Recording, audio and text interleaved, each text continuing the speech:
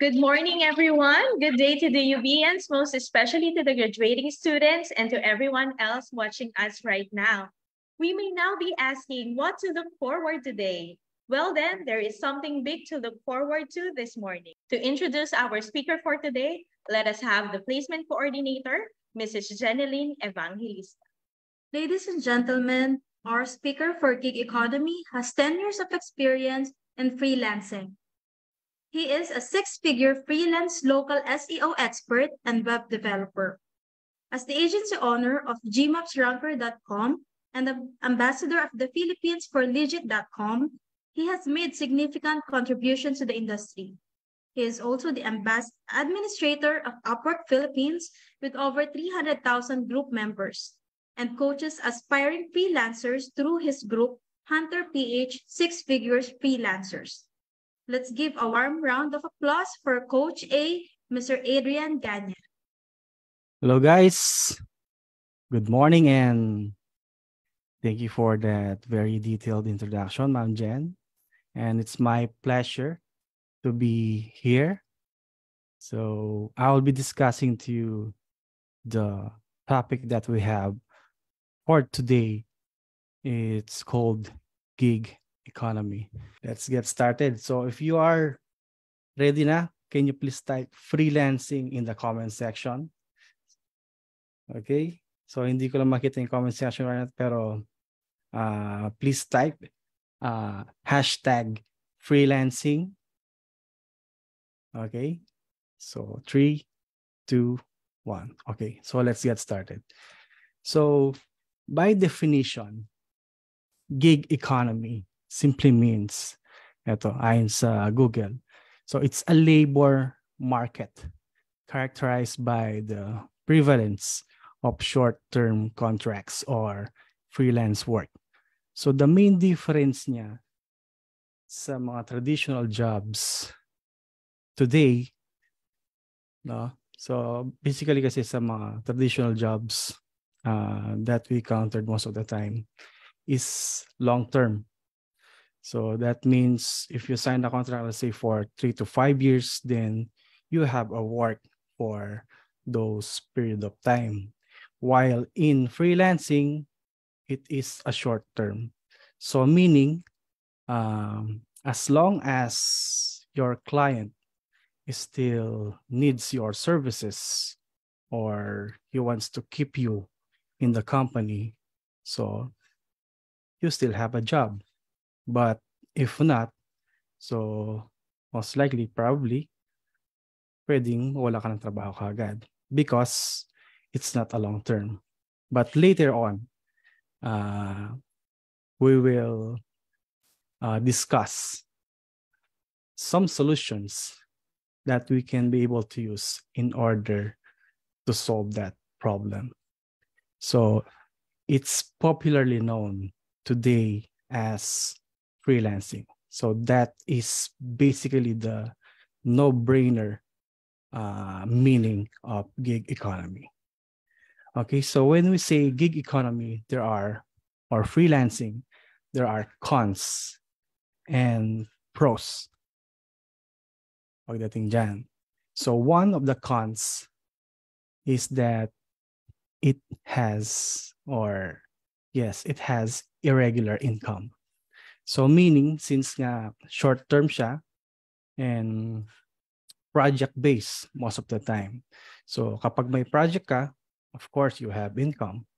But when the project ended, so yun, hanggang doon na lang.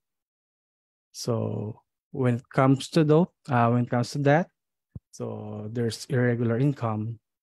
So next doon is in correlation with the lack of job security.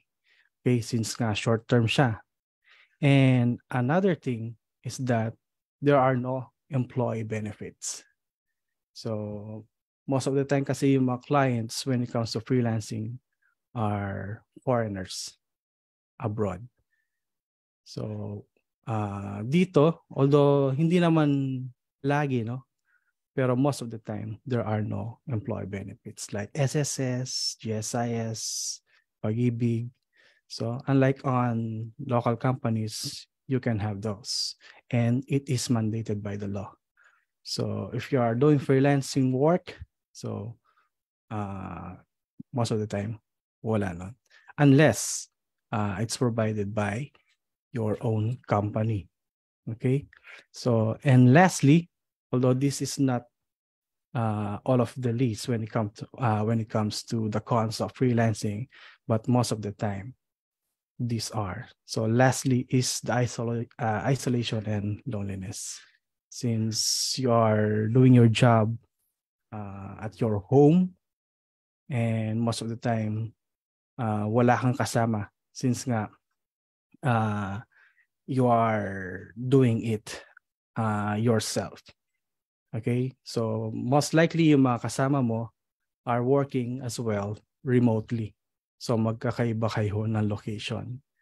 So yun yung usual na setup when it comes to freelancing. Although, pag minsan, let's say for example, pamilyado kang tao, like me, so I have my partner in life with me. So we are working home base at the comfort of our home. So yun, pwede mo sabi siguro na you are not lonely anymore. Okay?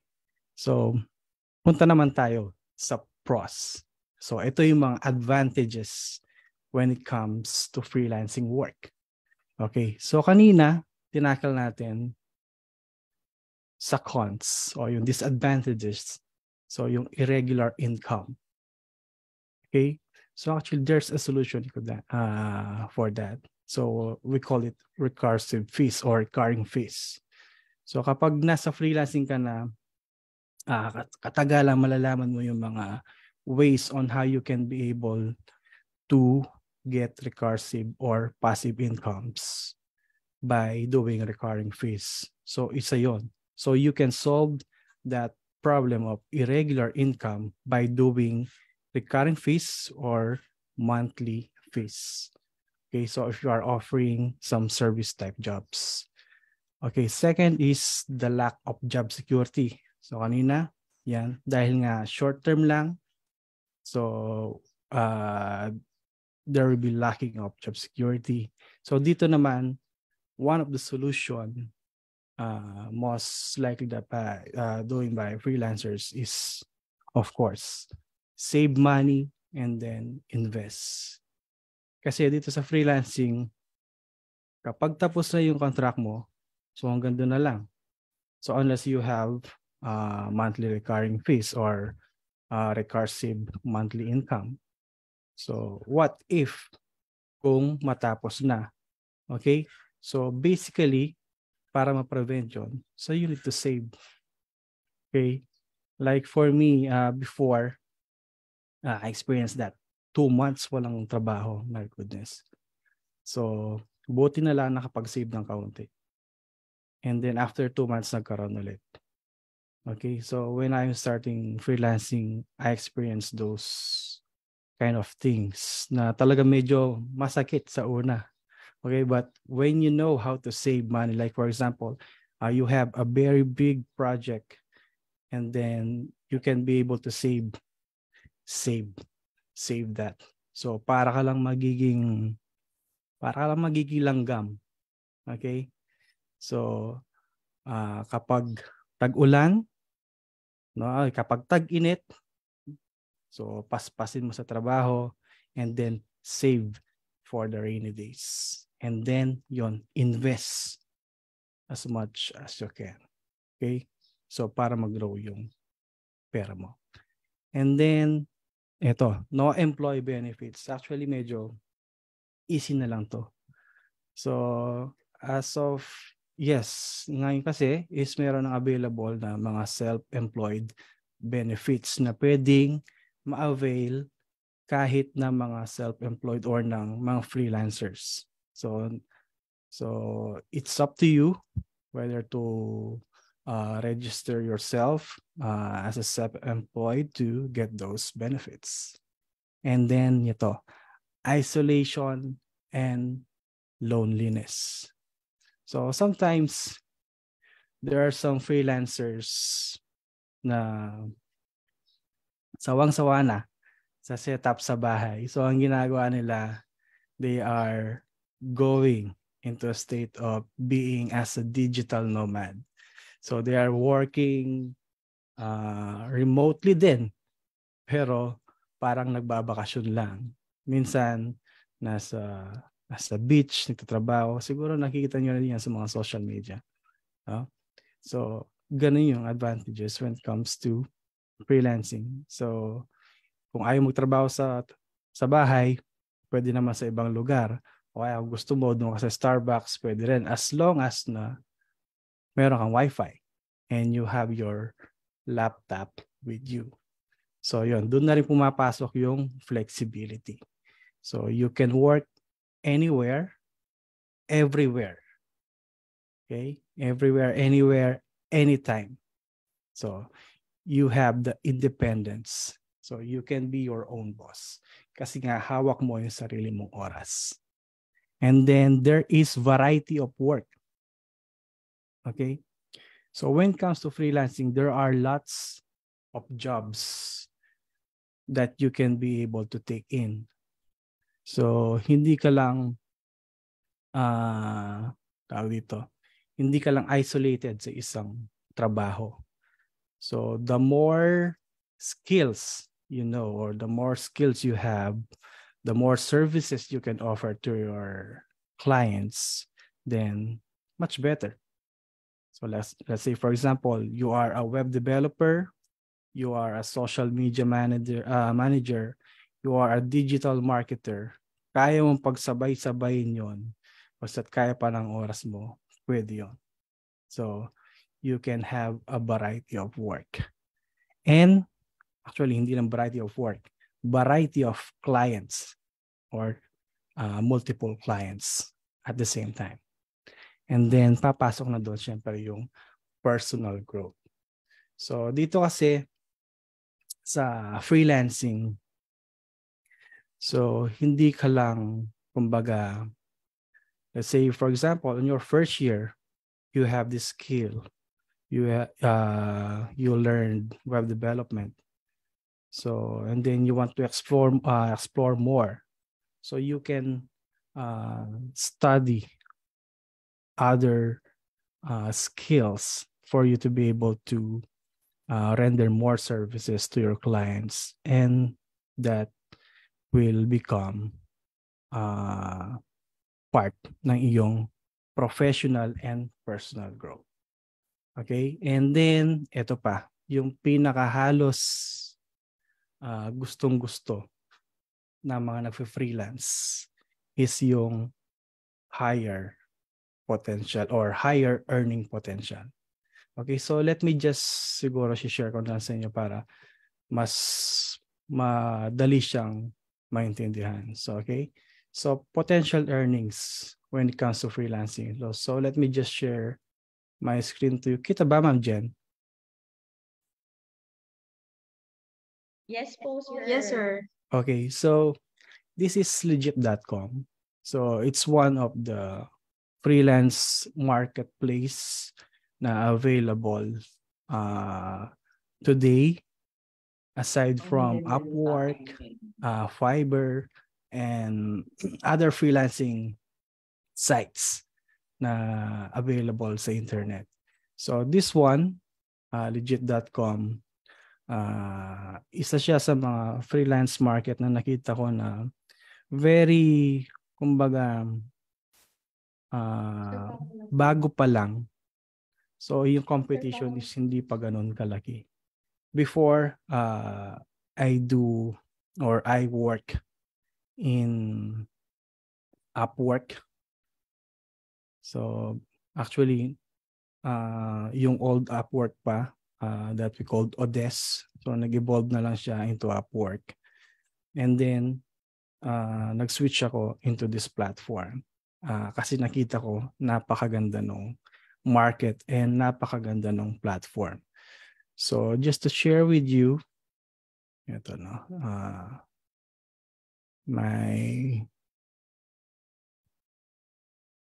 okay. So earning, so punta tayo dito sa withdrawal history. So since June pa lang ngayon, so let's see the earnings on last May. So last May, every time na makakapag-generate ako ng $1,000, automatic withdraw ko na. Okay, so kung bibilangin natin yan from May 1, so there's 1,000. So May 2, 3, 4, 5, 6, 7, 8, 9, 10, 11, 12, 13, 14, 15, 16, 17, 18. So that is 18,000 USD, guys. It's ups. So 18,000 USD to PHP. So that's roughly around 7 digits. Pero hindi lang ako kasi yung nag-work dito. So I have my team na we are doing most of the work. So it's a collaboration between my team members. So let's say 50% na lang yung say dyan. So roughly around 500,000. So 6 digits. So possible bang kitain yung freelancing? 6 digits of freelancing. So it's very possible. Actually, others are earning much more. Okay, so ito basically depende sa skill mo. The more skills you have, the better. And kung yung skill mo na yon is very highly in demand, so mas maganda yon. Kasi talagang, kumbaga, sky's the limit. So whatever fees you want to impose or you want to have for your clients, you can do it as well. So ito naman, yung tingin ko na medyo talagang magdadrive ng yung interest. So since I'm doing freelancing for almost, I think, 10 to 12 years na. So, although in that span of 12 years, syempre hindi naman sa first year or second year pa lang kagad 6 digits freelancer na. Nope, actually it takes time. So ito yung topic na I think talagang makakatulong, lalo na kung you are just starting your freelancing career or you want to be part of the freelancing industry. So usually kasi yung mga nagiging problema ng mga bagong freelancers is that they don't know how to position themselves. So ito yung ating gig economy hack topic for the day is how to position yourself as a top tier freelancer kahit na nag-start ka pa lang and stay one step ahead of the competition. Kasi sa ayaw natin sa gusto, talagang merong competition. Actually, we are not the only freelancers in the world. There are other developing countries like India, Malaysia, Pakistan that are doing freelance work as well. So, ito yung mga ways or yung pinaka-best way na may share ko sa inyo on how to cope up with them. Okay? So, but before that, let me just share a short story. So, actually, myself, hindi ako tapos ng 4-year course. Before, nag-take ako ng nursing, pero tumagal ako ng isang SEM. Basically, because of financial. Okay? So, my mother is an OFW. So, ang natsyempo pa is dapat sana matatapos ako ng 4 years ng nursing, pero hindi natuloy kasi yung cap pension plan. So nag-avail yung mother ko ng cap pension plan. Nung gagamitin ko na sana, bankrupt na yung company ng cap. So ayun, hindi natuloy. So ang ginawa ko na lang, so nagtrabaho muna for 2 years. And then, pumasok ako sa 2-year course sa ACLC. So, these are my friends and my classmates and our professors sa ACLC. So, makita nyo, medyo chubby-chubby na ako and dahil talagang ito ang payat ko.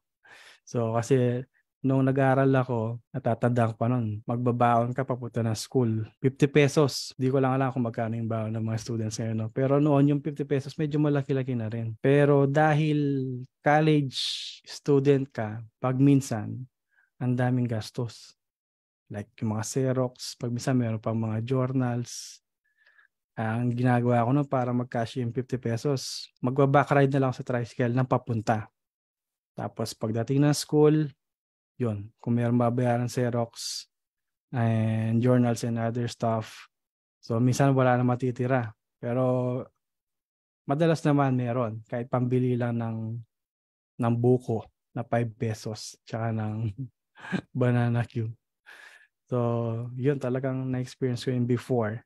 And then pag uwi ka, dahil wala ka nang tira sa baon mo, imagine lalakarin mo yung 4 to 5 kilometers dahil wala kang pamasahe. So from those times, those moments, talagang nag-create ng motivation sa akin yun. Habang naglalakad ko, sabi ko sa sarili ko, kailangan pagtapos ko dito sa school na to, makakuha talaga ako na agad ng trabaho. Kasi mahirap na, mahirap yung walang trabaho talaga. Lalo dito sa amin. No? Although Pampanga is developing, medyo progressive na yung Pampanga, pero noon, ang hirap talaga makakuha ng trabaho. So that's my first goal. Sabi ko nga yung first goal ko noon, wag lang ako maging tambay, pwede na. So kahit anong trabaho, as long as na related sa kinuha kong course, which is Associate IT, 2 years. Major namin noon is web development. Okay? So yun, sabi ko kahit di lang ako maging tambay kasi nakikita ko yung mga seniors namin, yung mga other friends ko na medyo matatanda sa amin. Pagtapos nila ng school, walang trabaho. Yung iba naman, meron trabaho. Minsan, trabaho nila sa kamag-anak nila. Yung iba, sinuswerte naman, trabaho nila, call centers. Yun. So, yun talaga, tinatak ko sa isip ko, kahit anong klaseng trabaho, basta related sa course ko or kinuha ko, pwede na. So, kaya ang ginawa ko, nagtitesis pa lang kami, nag-apply na ako sa lahat ng pwede kong ma-applyan. So, gamit ko lang cellphone ng pang-apply. Pinalad naman, with God's help. So, may nakita akong trabaho kaagad. And then, yun, si Kuya Joby, yung boss namin noon. So, sabi niya, hey Adrian, sabi niya, kasi nakita yung yung ginagawa namin thesis noon. Tapos sabi niya, maganda yung thesis mo to, sabi niya. Kumbaga, bago-bago pa lang. Ang ginawa kasi namin thesis noon is online registration. Napaka-basic niya ngayon. Pero noon medyo mahirap-hirap na gawin yun. Yun, sabi niya, ganda ng thesis mo, gusto ko to, sabi niya. Tapos, kailan mo gusto mag-start? Sabi niya, pwede ka na ba bukas mag-start? So sabi ko, sir, wala bang wala bang mga kailangan requirements o mga documents na kailangan para mag-start? Wala na, sabi niya. Okay na to, sabi niya. Punta ka na lang dito sa bahay. Sabi niya, mag-start. Sabi ko, pupunta sa bahay. Ay, trabaho nito. Pinunta ko naman. Yun, nung nalaman ko, he's doing freelancing pala. So yun, nagtrabaho siya sa bahay na lang nila. So that was my first job. Nag-work ako as assistant web developer sa isang freelancer. Tanong pa nga sa akin, Adrian, magkano ba yung sabi niya? Yung gusto mong sahod. Pre, ako na first time ko kakatrabaho eh. Sabi ko, actually 5,000 lang pwede na sa akin, sabi ko. Kasi nga yung baon ko nung dati, yung budget ko, allowance ko for a month, 3,000 lang. So 5,000, medyo na ako doon. Medyo paldong-paldo na ako doon. Pero medyo tinas ko, ginawang 10,000. Sabi ko, sir, kahit 10,000 lang, dahil starting pa lang naman ako. Sigurado 10,000 lang, sabi ng boss ko. Nabigla ako, parang nilalang niya lang yung 10,000. Samantalang para sa akin, sobrang taas na yun. So, nung malaman ko, after a few months, sila pala nagre-range na ng mga 30 to 40,000. Tapos yung kasama naming isa, nagre-range na siya ng 18 to 20,000 as a beginner pa lang. So, kaya pala medyo nabigla siya nung pagkabanggit ko na 10,000. Kaya pala nilalang lang niya. So yun, that was my experience as a student and my first time job. So next tayo, yan. Until I found freelancing. Yun, dahil na rin sa boss ko and some friends of mine na ito yung naging game changer para sa akin doing freelancing. And one thing that I knew based on my experience is that freelancing talaga is a progressive journey. So the more you learn, the greater your value becomes. So as long as na marami kang, sabi ko kanina, dito sa freelancing, the more skills or the more services you can render to your clients, the better. Kasi yung value mo as a freelancer is tumataas din. So yan. And then after, ito imagine, umabot pa ng 7 years. Binilang ko talaga eh. Simula nung 2000, yan, yung pinaka-start ko kasi ng freelancing. Mga 2011 or 12. Yan. So yung first work ko noon, siguro hindi pa masasabi yun na freelancing kaagad eh. Kasi talagang I'm just doing some assisting. So pero yung talagang freelancing, yung ikaw na to, yung mag-isa ka na lang, yung ikaw na gagawa na lahat. So yan. So I found my niche after 7 long years na this niche has lesser competition, but there's an increasing demand.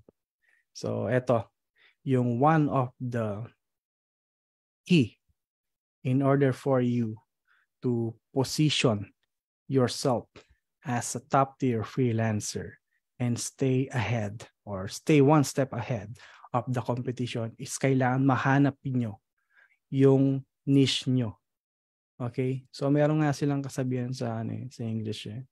Kalimutan ko yung exact words eh, pero parang ganito. Do a job that you love and you will never work a day in your life. Kapag yung trabaho is talagang gustong-gusto mo, hindi mo mararamdaman yung pagod or hindi mo mararamdaman nagtatrabaho ka kasi nga parang naging passion mo na yung work na yan. So yan, the niche that I found talagang napamahal sa akin.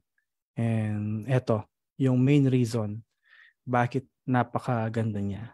So there is less competition but with increasing demand. Take note of this. The law of supply and demand. I know some businessmen know very well when it comes to this. So in freelancing, it is applicable as well. So the law of supply and demand simply states that when there's a high supply or higher yung supply. So yung supply dito, it signifies you as a freelancer, you are the supply. And then there's a low demand, okay? Or decreasing demand. So most of the time, yung value nun is pababa. Or there's a low value or low price for it. So let me just give you a good example. So before, nauso yung encoding. Yan, some few years back, encoding is kumbaga uso. Pero maraming nakabalita about encoding. Ang ganda pala nakita dyan sa encoding, ganito, ganyan. So 10,000, 15,000 ginagawa mag-encode ka lang, magta-type ka lang. So ang daming kumbaga ang daming na hype to join to jump into that job. So marami yung naging supply. So marami yung mga gumagawa ng encoding. So ano nangyari dahil sobrang dami ng supply tapos yung demand kasi bumababa yung demand dahil pag minsan meron mga applications na lumalabas na that they can easily encode, no, yung isang book encode nila, they are just using automation or bots. So yun, maraming supply, kumonti yung demand, so ang naging result is nag-decrease yung value. So bumaba yung rate or yung sweldo for those encoders. So kabaligtaran naman, So kapag konti yung supply, when the supply is low, pero we have a high demand. So yan, or high or increasing demand, then yung value niyan tataas. Kasi low supply, kumbaga, iilan lang yung mga nakakaalam ng skill na yan. Tapos yung demand pa is pataas. So imagine. So it's up to you kung magkano yung presyo mo. Kasi kakaunti pa lang kayo nagko-compete eh. So yan, that's the very simple meaning of supply and demand. So in freelancing, that's very important. So kung papasok kayo ng freelancing, make sure yung pipiliin yung skill is hindi pa saturated, or means kakaunti pa lang yung gumagawa, or tingnan nyo rin yung demand kung papataas ba or paparami ba. Okay? So with that, so nalaman ko yung mga kumbaga strategies, techniques on how to get clients, on how to leverage my earnings. And until such time na yan, sabi nga sa nanay ko, Nay, uwi ka na. Mag-alaga ka na ng mga apo. So my mother is an OFW in Hong Kong. So sabi ko, kesa sa datnan ka na ng retirement mo dyan, so uwi ka na lang, sabi ko. So yun, umuwi nga si nanay ko, and then nagpatayo kami ng grocery para sa kanya. So ngayon, she has her own business. And then aside from that, one thing I love with freelancing, when you fulfill those achievements, syempre, yan, yung travel goals ni Mrs. Ginawa namin this past few months. And then, eto naman, yung pinakagusto ko. Yung isa sa mga dream ko na investment is a private resort. So, medyo malapit na siya matapos, and again, disclaimer lang guys, no? So, this is not boasting. I just want to motivate everyone or every student that whatever path you take, so or kung how many obstacles man yung maranasan nyo, as long as you have that passion, for sure you can be able to achieve that. No? Then after myself or after ourselves, so other dreams na nagawa namin is we share the dream with our fellow teammates and students ko sa masterclass, and as well I share the knowledge with others. Yan, there are some of my students actually right now medyo nililimit ko lang dahil hindi ganun ka-extensive yung time ko. So right now, on my masterclass, I have around almost 80 students. So yun, as much as possible, sabi nga sa kanila, so kakaunti lang kayo guys, dahil gusto ko talagang maharap po kayo ng todo, and talagang kung ano yung kumbaga na-experience ko in freelancing, I want for you to experience that as well. And the strategies that I know, I will personally share them to you. So yan. So I'm very proud with my students. Meron yung iba, meron silang skills when it comes to other freelancing jobs, pero they just upskill or they learn more. Yun. Sabi nga sa inyo, in freelancing, the more knowledge you know or the more skills you know, the better. So yun. Yung other sa nila, meron pang sariling work. Minsan nga meron nagtanong ng student, sabi niya, Coach, sabi niya, meron pa akong trabaho sabi niya. Paano kaya mapagsasabay itong freelancing at saka yung day job ko, sabi niya. Gusto kasi talagang iwanan tong day job para makapag-focus sa freelancing. You know guys, ang sabi sa kanya, sir, sabi ko, if you are a breadwinner right now, mas maganda wag mo munang iwan yung trabaho mo or yung day job mo. Baka naman masacrifice yung anong meron ka ngayon for freelancing na hindi ka pa talaga bihasa. So, sabi ko sa kanya, much better kung sa umaga magtrabaho ka and then sa gabi paspasin mo yung free time mo learning the masterclass. Pero medyo nabigla ako sa kanya. After a few days, sabi niya, sir, nag-quit na ako sa job ko. Nag-focus na ako sa freelancing. Naku, sabi ko parang yatang naano ko nito Parang medyo cargo di konsensya ko to. Sabi ko. So yun, no? Tinutukan ko siya. So until such time, after a month or two, yun, finally, nakakuha siya ng client. So sabi nga sa kanya, imagine, sabi ko, 2 months lang nakakuha ka ng client. Samantalang ako na natagal. Kasi noon wala pa talaga mga tutorials online Pero ngayon marami na, guys. So there are lots of free resources or tutorials about freelancing on YouTube.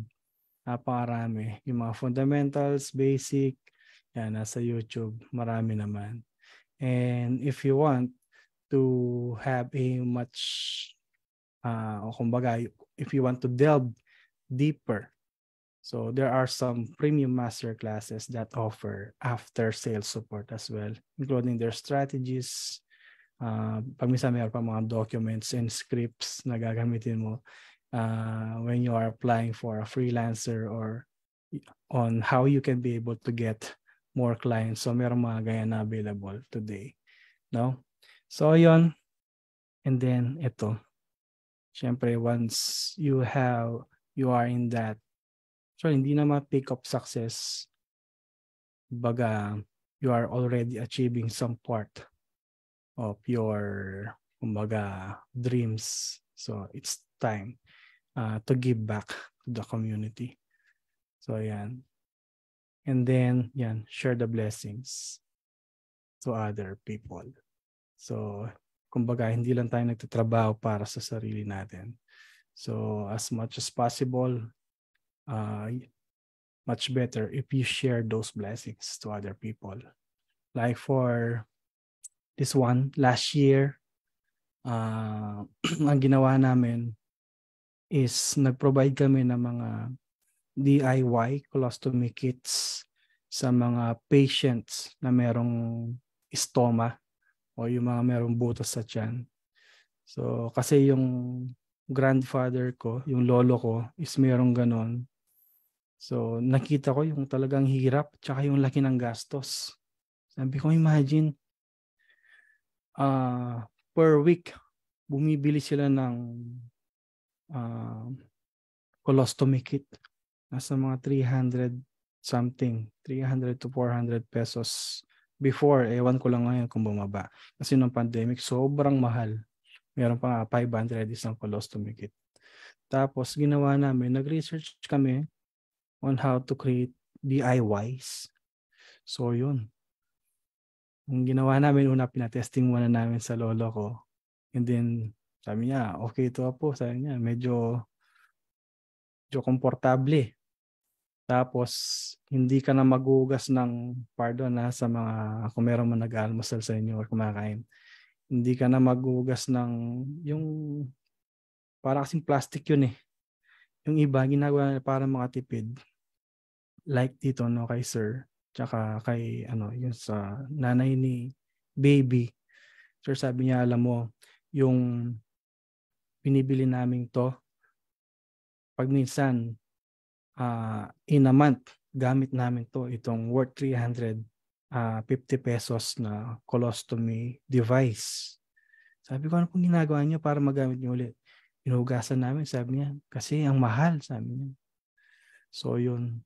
So, ang naging target namin, yung first batch namin, nasa mga 10.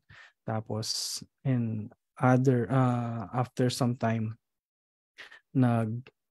kumuha pa kami ulit ng, I think, mga 18 to 20 beneficiaries of those colostomy kits. So, yun. So, napakalaking ginhawa para sa kanila, lalo na sa mga bata. So, yun. So, actually, that's one thing na very proud ako na I want to share to everyone, that doing something good to those people around you or to your fellow countrymen, and kahit hindi natin countrymen. So, napakasarap sa loob. Yan. So, what was the driving force behind this success? Ito, let me just share to you a quotation from Richard Branson. So, the CEO of Virgin Group. So, siya yung may-ari ng, I think, yung airlines na Virgin Airlines. So, yun. Sabi niya, if somebody, ito talagang, talagang before pa man, or yan, nung pag-start ko lang ng freelancing, nakikita ko na to, pero di ko siya medyo di ko siya medyo kumbaga, nananamnam na mabuti.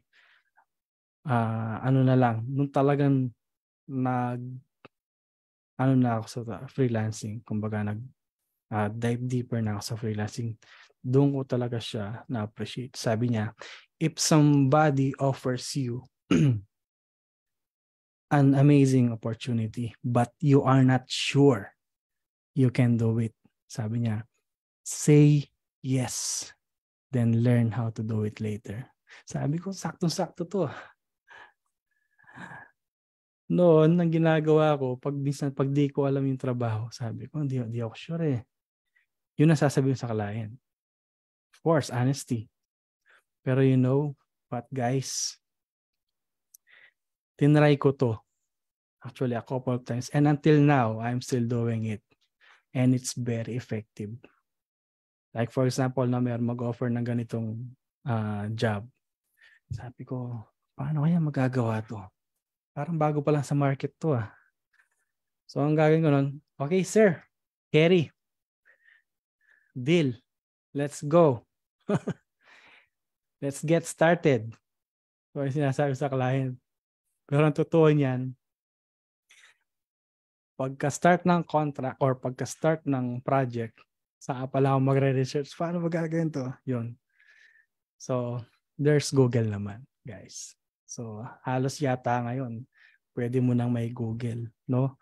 Kahit lang sa paggawa ng siguro, kulungan ng manok, pwede mo nang i-Google, makikita mo na sa YouTube eh. So, there are lots of free resources online that you can use. Okay? So, ganun lang. Kumbaga, ano tayo dito? Ang labas natin para tayong yes man. Yan. Yung go na go attitude. So, yan. Yan yung ibig sabihin ni Richard Branson when it comes to that quote. So, ito, guys. Siguro, medyo last part na to ng discussion natin. So, this is the secret trick to find potential clients on Google Maps. So, most of the time, we are doing this to get clients online. So, I'm a local SEO expert and most of our clients are local businesses abroad. So, wala kaming clients dito sa Pinas pero yan yung mga clients namin, mga tubero, mga roofer, nag-install ng solars, iba-iba, dentists, lawyers, as long as na local business siya or meron silang Google Business Profile. So we can be able to work with them. So let me just know if you are seeing my screen now. Dahil papakita ko sa inyo ng technique on how to find clients using Google Maps. Ma'am Jen, kita ba? Yes po, sir. Ayun. So punta tayo dito sa maps.google.com. Yan. So ngayon, ang gagawin natin is, yung iba medyo nahihirapan sa paghanap ng clients, no? Pero actually there are lots of ways. And isa to, na talagang proven and tested na namin. Dahil this is the same strategy that we are using in order to find clients. So let's say, hanap tayo ng roofer in Chicago. So ayan, punta lang kayo sa Google Maps, then search lang kayo ng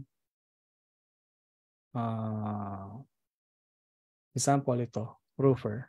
Actually, there are lots of local businesses abroad. Ito, search natin, no? Categories. Yan.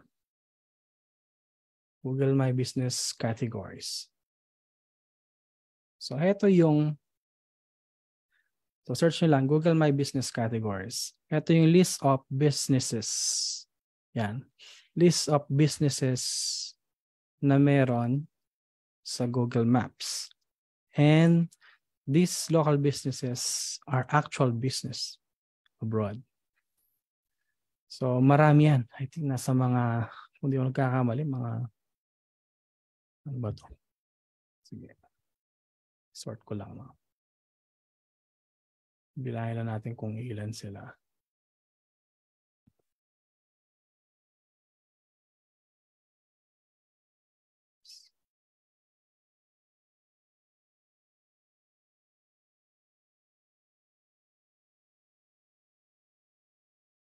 Yan. So kung titingnan ko dito sa sa Notepad, so nasa mga 4,074. So let's say 4,000 na lang. So nasa mga 4,000 business categories or business niche. Iba-ibang business meron sa Google Maps that are actual businesses. Okay, so punta lang tayo sa pinaka-basic. Mga gumagawa ng bubong sa Chicago. Okay?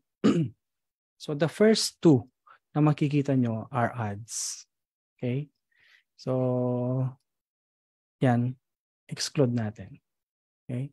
So this is the first. Kumbaga, ito yan yung top 1. So nasa number 3 siya actually. So these two are ads. So skip lang natin yan. So this is the first one, the number 2, and the number 3.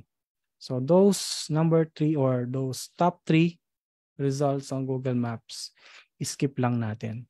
Basically because like for us, we are offering local SEO services. Kasi yung pinaka-service namin is ipaparank namin sila sa Google Maps or minsan sa mismong Google or tinatawag nilang local 3-pack. Okay? So, ang ginagawa namin, skip namin yung first 3, including the ads, bali yung first 5. Yan. And then, we start contacting 1, 2, 3 on the rank 4, 5, 6, 7 onwards, pababa. So imagine how many potential clients that you can get dito pa lang for this type of category, which is roofer. So meron pang iba like solar, dentist. So napakaraming potential clients. So the main reason why you are getting the number 4, 5 onwards, basically kasi yung number 1, 2, and 3, nasa top na sila eh. So kumbaga, there's no sense to offer your services to them. Kasi nga nandyan na sila. Most likely, silang tatlo naglalaban na lang yan. Kumbaga, pagalingan na lang sa pagpaparang ng mga website nila or ng mga Google business profiles nila. So tayo naman, ang target natin, yung mga underdogs. So, yung mga nasa 4 and pababa. Kasi madali nating maipitch yung services natin sa kanila kasi mas kailangan nila. So, yun. Remember? Supply and demand. So, they need that supply. Ano yung supply? Yun yung skill mo to make them rank on Google Maps. Okay. So, let me just take a sample. 1, 2, 3. So, ito. Si Midwest Roofing. Tingnan natin yung website. So, yan. So, ang next na gagawin natin yan is go to their contact page. And hanapin natin yung, yan, ito. Halimbawa, ito, merong isang email, no? Pag minsan wala silang email, meron lang sila contact form. So, pwede rin dito kung wala silang email address. Pero ito, since this one has their email address, gagawin natin is ito. Actual na to guys ng client prospecting. Okay? Kumbaga dito, let's say for example, meron ka na ng skill na i-offer mo. So ngayon, nasa process ka na ng pagkuha ng clients. So ang gagawin natin next niyan is ito. Kakailanganin natin ng prompt from ChatGPT. So this is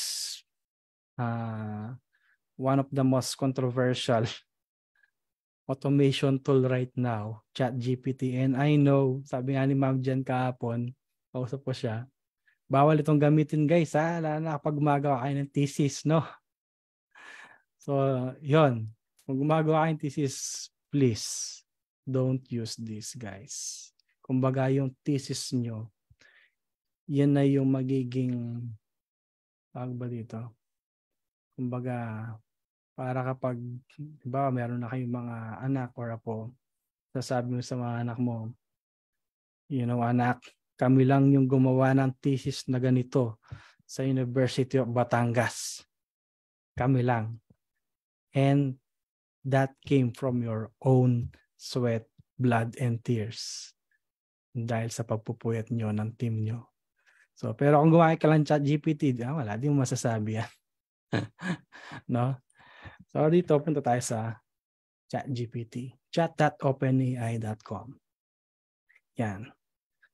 Then, punta tayo dito sa kunin lang natin yung prompt. So, this is ito yung parang profile lang. Alam ko kasi pinis ko yan dito eh. Yan, kunin natin sa pinakabandang ibaba. Alam ko, ito. Yan. So, copy lang natin to. And then, mag-edit lang tayo dito. So, for example, business of Chicago. Okay. So, ito yung sample. So, itong prompt na to, ang gagawin niya is mag-ask siya sa bot or sa ChatGPT ng isang parang local SEO plan or local SEO business plan. So, yan, sabi niya, please pretend to be a local SEO expert and give me all of the following requests. So, yan, yung mga requests nakasulat na lahat dyan. Kung paano niya i-optimize yung kanyang Google Business Profile, including his website. Okay? So, and then lastly, sa prompt. So, yung prompt guys, yung tinatawag na prompt. Ito yon, yung parang mismong command na ilalagay mo sa ChatGPT. So, mamaya ipapakita ko kung paano natin gagamitin yan. So, lastly, create me short, straightforward, 100-word email message proposal for the business I mentioned below. So, yan, including yung heading, salutation, titling letter, body of letter, and closing. So, yan, yung business name, location. So, from my name and email. So, ito yan, example. So, yan. Yan. So, ang gagawin natin yan, copy lang yan, and then paste mo dito sa ChatGPT. So, ngayon, magtatrabaho na si ChatGPT para sa iyo. Okay? So, siya na yung magkikreate nung parang pinaka-basic lang, basic local SEO business plan para sa potential client mo. And then including yung email message na isi-send mo sa kanya. So imagine, napakadali na lang. Before, nung wala pang ChatGPT, ginagawa namin to, talagang napakatakaw sa oras. So ngayon madali na lang because of this technology. Okay? So yun, gagawin natin, copy-paste lang natin to. Okay, this one. Yan, dito. Then, let's go back to the email. Then, paste that. Oops. Mas maganda, ganito mo lang siyang i-paste. Tapos, yung subject mo. Ano ba yan? So, yan. Enhance your roofing. Imagine, tinan nyo. Dahil roofing yung target natin, siya na mismo yung mag-adjust or maglalagay na sa subject na about roofing. Okay? So, yan. So, hindi ko na siya masyadong i-format, no? Pero mas maganda kung formatted siya ng mas maayos. Okay? And then, saan ba yan? Ay, teka. Parang mali yata yun. So, punta muna pala tayo dito sa Google Docs. So, gawa tayo ng Google document. Yan pala. Sorry for that. So, yung kanina, back lang natin to. Tayo dito sa ChatGPT. So, I hope halos lahat nakakasunod, no? Medyo mabilis lang to dahil limited lang yung time natin. So, ayan. So, hindi ko na lang muna ipo-format, guys, pero mas maganda kung formatted to. And if you can include your, let's say, for example, your banner or logo in here, much better. Tapos dito, yan. Balik tayo sa ChatGPT. And then, enhance your online business. Yan. Okay. 4. Say, pag minsan kahit wala ng 4 eh. So, balik tayo niya sa business niya. So, 4. Ito yung business niya. Or, yan. Pwede dito lagyan natin ng local SEO business plan. Proposal. Okay? So, yun. And then, let's say, formatted na yan. Okay na, di ba? So, next nun is, ito. Kokopyahin mo lang to. So, enhance your online business presence online. Paste mo sa subject. And then, ito. Yan. Regards. Yung pati yung mismo pangalan mo tsaka email lalagay na niya. So, yan. Regards. Yan. Tapos, yung business owner's name. Pwede kahit hindi business owner's name, kahit yung mismo name na lang ng business. Okay. So, yan. Halimbawa dito, Midwest Roofing and Renovation. Hanapin natin yan. Sulat na lang natin.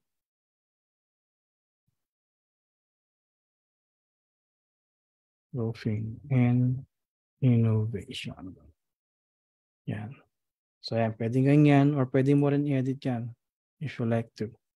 Then, ito. So, make sure yung ginawa mong parang pinaka-business plan niya is ilagay mo dito. Okay? So, pwedeng dito sa baba. See file attach.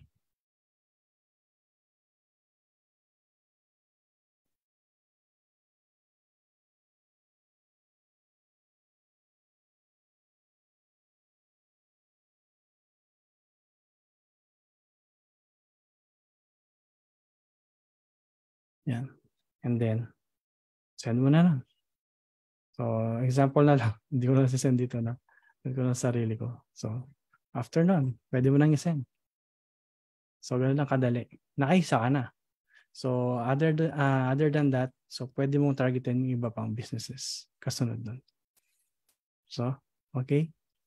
So, and other than roofing, you can try other niche or other categories.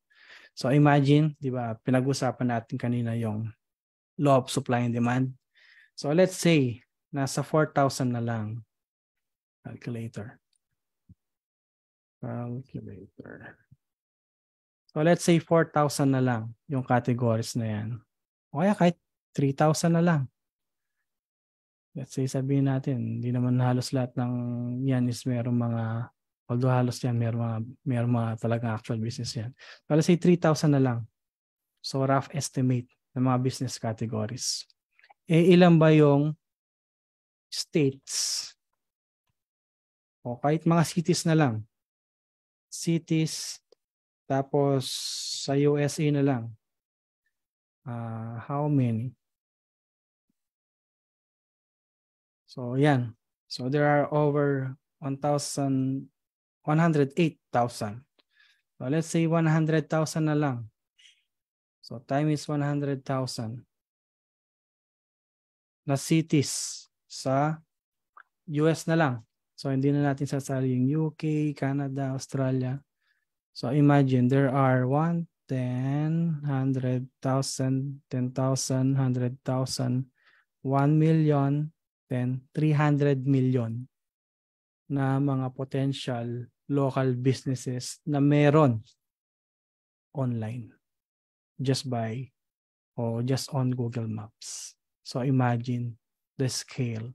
So imagine yung magiging demand for you. Pero yung mga gumagawa ng for this particular service, like medyo bago-bago pa lang kasi ito eh. Itong local SEO. I believe we started 3 years ago. Parang ano pa lang siya, parang papausbong pa lang. So right now, meron ng iba na nakakaalam pero kakaunti pa lang. I can tell that because if you will search on YouTube, kakaunti pa lang yung tutorial about local SEO. And there are some strategies talaga. Kumbaga, effective strategies on how to do it. Okay? So, yeah. So, when we are talking of demand and supply, the law of supply and demand, that's it. So, yun. That's it, guys. And kaya pa ba, Ma'am Jen, yung time natin for the question and answers? Apo, sir. Apo. Sige po. Baka merong gustong magtanong sa sa live stream. Just let me know. And after this, guys, there will be a raffle. Okay? So there will be a raffle. Ilan po kasi yung winners of kukuhanin natin? 4, no? 4 winners po, sir, of 500 cash prize po. Ayun. Naka-ready na po ba yung natin?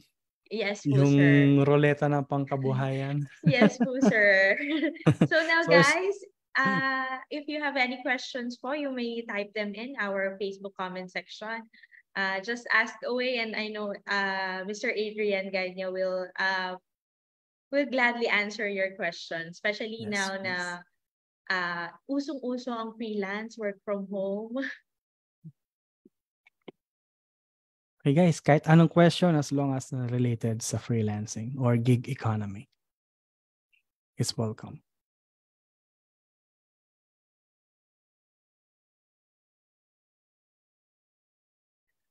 Mukhang wala po, sir, mga questions ang ating mga graduating students. So I think we can proceed na po with Okay, sige. Our Okay, cash, so our raffle prize po. Ano po? So if ever man you participants, have, ma'am, if ever man you have some questions, so we have a group on Hunter PH Freelancing Group. Ito lang, paano ko lang. yun, sir. Sir, we have one question here from Miss Arlene De Ayun. Villa. So, good day, sir. As freelancer po, meron po ba age limit to do a certain job? Wala po actually. Alam nyo guys, meron ako nabalitaan before. Actually, Hindi siya freelancer, no? YouTuber, bata, kumikita ng 7 figures to 8 figures in dollars. That can be considered as freelancing. Pero meron din na yung talagang mga, kumbaga, like this kind of job, freelancers, meron na less than 18. Kasi medyo exposed na yung mga ano ngayon mga teens when it comes, kaya mga simple tasks lang nagagawa nila. So, age limit, wala. Okay, So, sir. as long as you have that skill, kahit umabot ka man, let's say, 50 to 60 years old, kahit matanda ka na, pwede. Okay? Okay, sir. One question po from Mr. Kerr Villahermosa.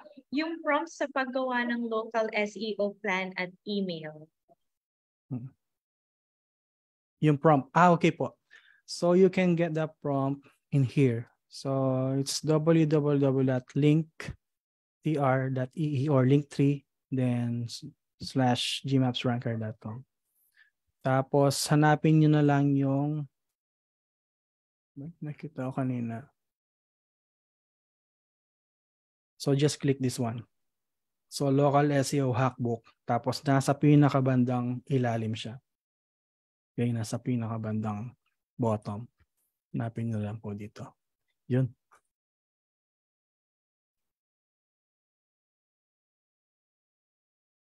Okay po, sir. Another question po from Miss Hannah Bihar.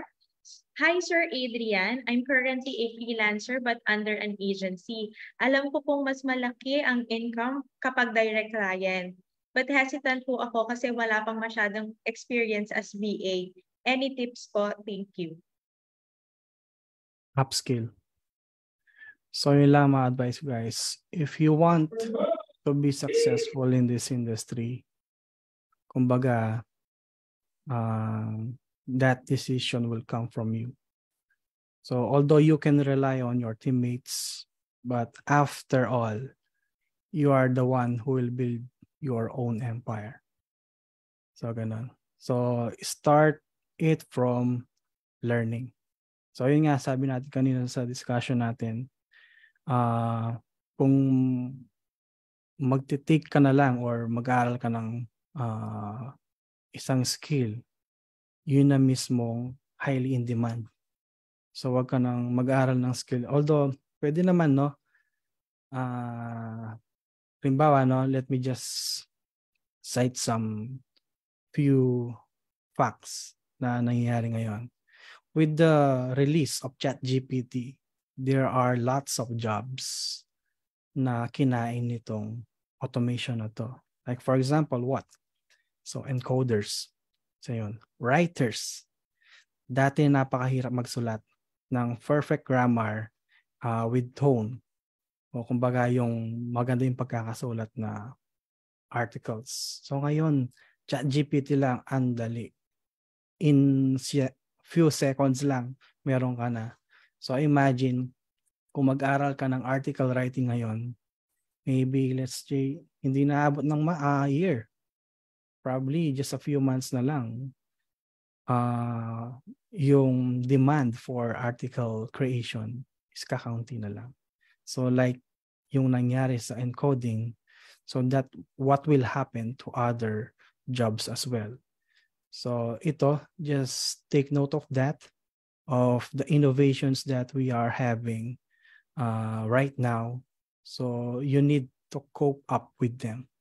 So hanapin mo yung niche na talagang gustong-gusto mo, and then put your passion into it, and then take note of the law of supply and demand. That's it. Sir, another question from Miss Verna Oribiana. Ano-ano po yung available na niche and paano po mahahanap ang para sa iyo? Say for example, mahilig ka mag-drawing. So most likely, yung mga mahilig sa art, pwede sila sa graphics, animation. Let's say, mahilig ka naman magsulat. So pwede ka sa novels, article writing, content writing. Although yung sinabi ko nga kanina, although kahit na gusto mo yun, pag minsan, kailangan ikaw na rin ang mag-adjust. Kasi you are after, yung after sa trend ng market. So, timbangin mo na lang, no?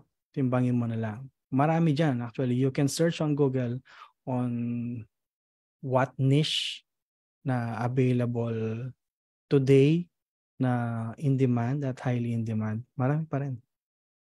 And most likely tutukan nyo guys yung mga skills that can give value to your clients or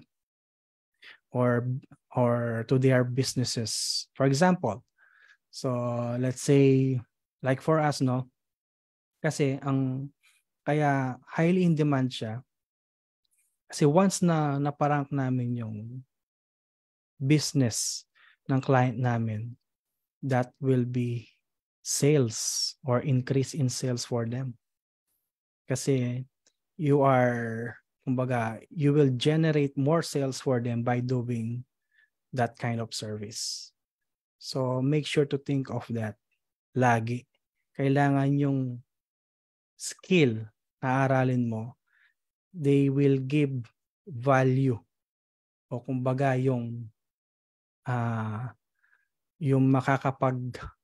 mayroong impact sa sales ng mga potential clients mo. So yun, focus on those. Okay, sir. Sir, 2 questions po from Miss Bernadette Valentona Sim. So how much does an SEO specialist earn?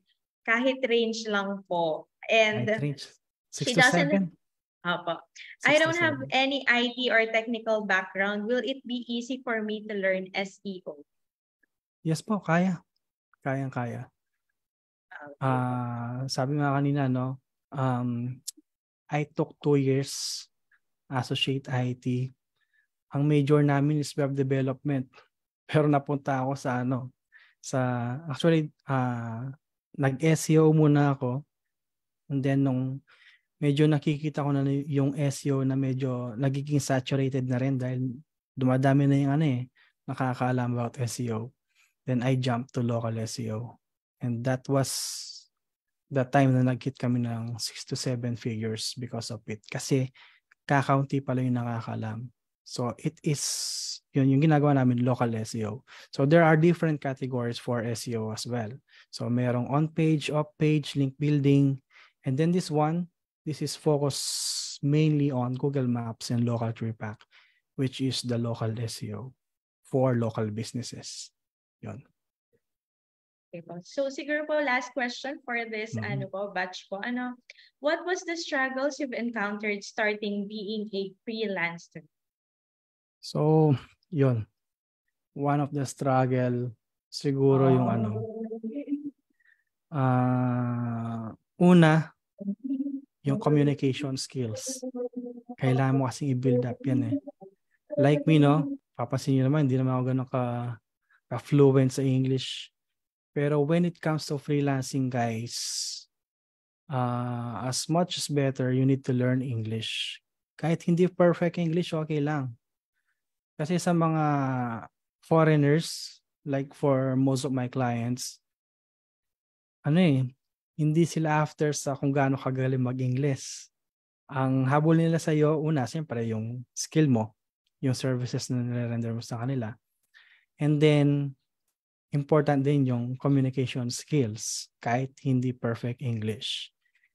Minsan, tayo lang ng mga Filipino yung medyo critic pagdating sa kapag makakarinig ka ng minsan wrong grammar o kaya mali yung accent ng English. Minsan may mag-criticize sa'yo. Okay lang yon. Sa Americans, wala silang pakialam doon. Kasi pakialam doon. Pag minsan nga, ito guys, this is a fact. For most of the Asian countries, one of the countries that they like when it comes to speaking English are Filipinos. Basically kasi kahit hindi man perfect yung English ng mga Filipinos pag minsan, although marami magaling yung mag-English natin, yung clarity ng pronunciation nila ng mga words mas magandang pakinggan compared to, hindi naman tayo nagdaan ng ibang races compared to Indians, Pakistani, pag minsan medyo hindi masyadong maintindihan. So yun ang pinaka-ano natin. Kumbaga, yung maintindihan lang tayo ng client. Yun. That's it. Okay, thank you so much, Sir Adrian, for that insightful discussions. I hope na ang atin pong mga participants ay marami pong natutunan po sa inyo. Ano po?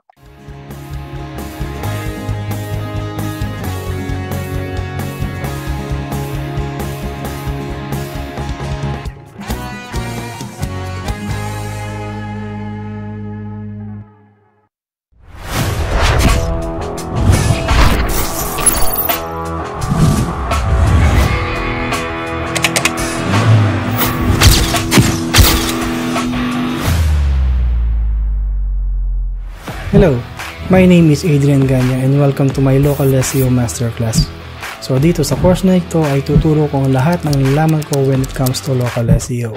Even yung mga strategies, techniques, and services na in-offer ko sa aking mga valued clients and customers ay kasali na mapaparoon nyo sa series of videos na nasa course na ito. Maging yung mga tools, scripts, softwares, documents na pwede nyo magamit para i-market yung mga services na malalaman nyo rito for your own benefit ay kasali na makukuha nyo dito sa course na to. Thank you and good luck!